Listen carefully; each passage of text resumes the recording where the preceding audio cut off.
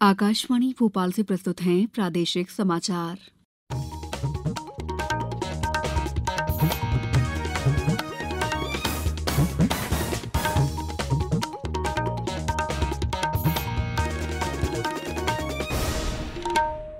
नमस्कार, समाचारों के साथ मैं दीपा सिंह।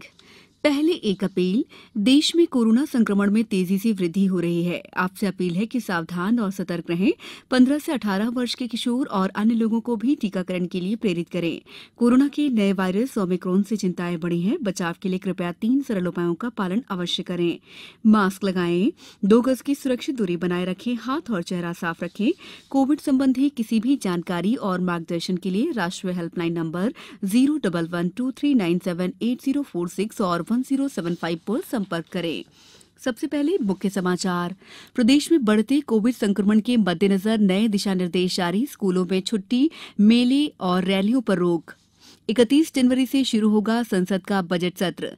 केंद्रीय स्वास्थ्य मंत्रालय ने कोविड मरीजों को आगाह किया कि ऐसे किसी उपचार के जाल में न फंसें जो प्रामाणिक न हो। और भारत को 7 विकेट से हराकर दक्षिण अफ्रीका ने 3 मैचों की टेस्ट सीरीज 2-1 से जीती। अब समाचार विस्तार से। प्रदेश में सरकार ने कोविड-19 संक्रमण में बढ़ोतरी के मद्देनजर नए दिशा निर्देश जारी किए हैं। मुख्यमंत्री शिवराज सिंह चौहान द्वारा आज क्राइसिस मैनेजमेंट ग्रुप्स की वर्चुअल बैठक में इन निर्णयों को मंजूरी दी गई। अपर मुख्य सचिव गृह डॉ राजेश राजौरा ने बताया कि पहली से 12वीं कक्षा तक के सभी स्कूल और हॉस्टल 31 जनवरी तक बंद रहेंगे। जनवरी में होने वाली प्री बोर्ड परीक्षाओं के संबंध में स्कूल शिक्षा विभाग द्वारा अलग से आदेश जारी किए जाएंगे। राज्य में सभी प्रकार के धार्मिक और व्यावसायिक मेले प्रतिबंधित रहेंगे। सभी रैली और जुलूस प्रतिबंधित रहेंगे। सभी राजनीतिक, सांस्कृतिक, धार्मिक, सामाजिक, शैक्षणिक और मनोरंजन से जुड़े आयोजनों में 250 से अधिक की उपस्थिति प्रतिबंधित रहेगी। बंद हॉल में भी हॉल की क्षमता के 50% से कम की उपस्थिति ही अनुमति रहेगी। डॉक्टर राजौरा ने बताया कि कोविड उपयुक्त व्यवहार का पालन अनिवार्य होगा और मास्क नहीं लगाने वाले व्यक्तियों से जुर्माना वसूला जाएगा। संसद का बजट सत्र 31 जनवरी से शुरू होगा। पहला चरण 31 जनवरी से 11 फरवरी तक चलेगा, जबकि दूसरा चरण 14 मार्च से 8 अप्रैल तक आयोजित किया जाएगा। दूसरे चरण की समयावधि सरकार की जरूरतों पर निर्भर होगी। सरकार वित्त वर्ष 2022-23 के लिए 1 फरवरी को बजट पेश करेगी। शीतकालीन सत्र निर्धारित समय से एक दिन पहले 22 दिसंबर को संपन्न हुआ था। प्रधानमंत्री नरेंद्र मोदी कृषि, स्वास्थ्य सेवा और अंतरिक्ष उद्योग से जुड़े स्टार्टअप से कल सुबह 10:30 बजे वीडियो कॉन्फ्रेंस के जरिए संवाद करेंगे। इनके अलावा उद्यमिता, उद्योग, सुरक्षा, फिनटेक और पर्यावरण से जुड़े स्टार्टअप भी संवाद का हिस्सा होंगे। वाणिज्य मंत्रालय के अधीन उद्योग और घरेलू व्यापार संवर्धन विभाग आजादी का अमृत महोत्सव के अंतर्गत सप्ताह भर के सेलिब्रेटिंग इनोवेशन इकोसिस्टम का आयोजन कर रहा है। यह आयोजन स्टार्टअप इंडिया अभियान की 6ठी वर्षगांठ के अवसर पर किया जा रहा है। समाचारों में वक्त है ब्रेक का। कोविड-19 से बचाव और सुरक्षित रहने के 3 उपाय। मास्क लगाएं, 2 गज दूरी है जरूरी, सुरक्षित दूरी रखें, हाथ और मुंह साफ रखें। ब्रेक के बाद समाचारों में आपका एक बार फिर स्वागत है। केंद्रीय स्वास्थ्य मंत्रालय ने कोविड मरीजों को आगाह किया है कि वे ऐसे किसी उपचार के जाल में ना फंसे जो प्रामाणिक ना हो और जिसका कोई साक्ष्य ना हो। स्वास्थ्य मंत्रालय में संयुक्त सचिव लव अग्रवाल ने आकाशवाणी समाचार के साथ एक साक्षात्कार में बताया कि सोशल मीडिया के विभिन्न मंचों पर प्रचारित बिना साक्ष्यों के उपचार से मरीजों में घबराहट बढ़ती है। श्री अग्रवाल ने बताया कि मरीजों को खून की जांच, एक्सरे, एमआरआई और सीटी स्कैन केवल डॉक्टर के परामर्श में ही कराने चाहिए। उन्होंने कहा कि हल्के और बिना लक्षण वाले कोविड मरीजों को स्टेरॉइड्स नहीं दिए जाने चाहिए। उन्होंने कहा कि ऐसा देखा गया है कि बिना परामर्श के स्टेरॉइड्स लेने से म्यूकोरमाइकोसिस जैसा संक्रमण हो सकता है।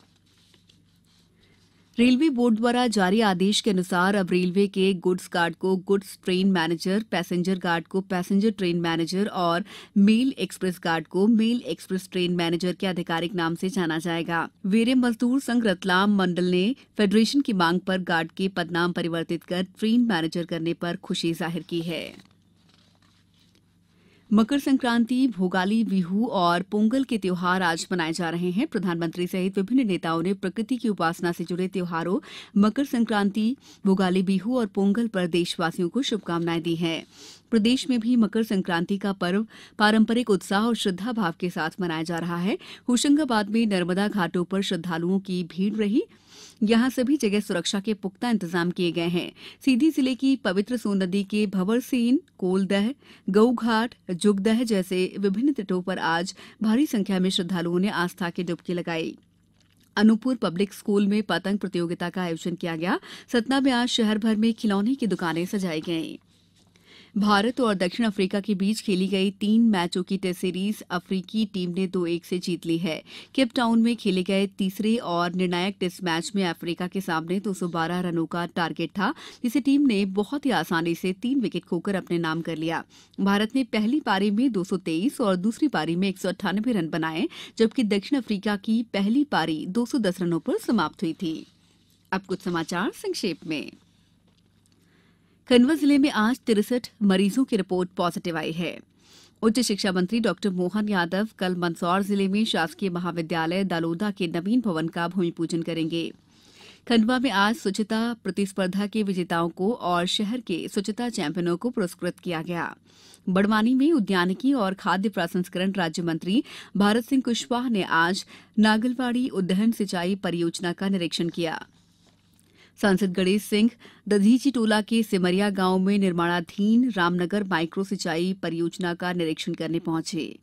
गुना में जिला और सत्र न्यायालयों की स्थापनाओं पर कल और 16 जनवरी को आयोजित चतुर्थ श्रेणी की भर्ती प्रक्रिया स्थगित कर दी गई है।